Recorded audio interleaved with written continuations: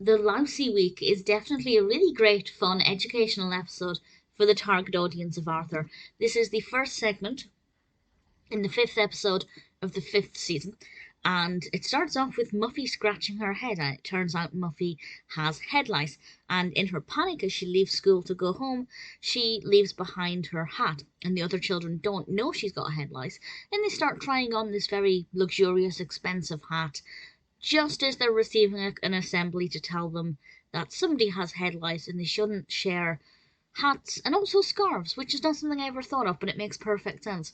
And they shouldn't obviously get too close to one another.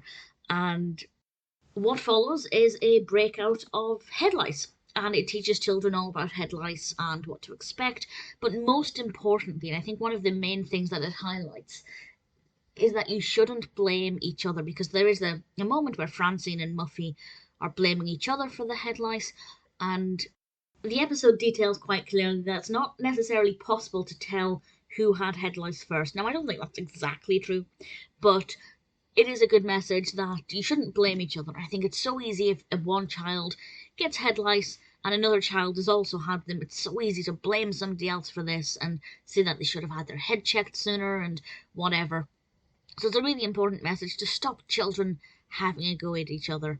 I loved as well that it showed, in a flashback scene, it showed Muffy's mother as a child getting treated for head lice.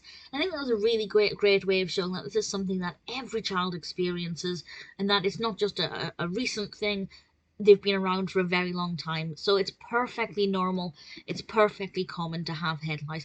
The episode also highlights the fact that it's not exactly dirty hair. They actually like clean hair, which I've never been 100% sure if that's the truth, because I think we've all known at least one child who has been perhaps neglected at home and who does have head lice, and they obviously are unclean. So I don't necessarily know if that's a fact that they thrive on clean hair, or if it's something that they just tell young children because they do like clean hair as well.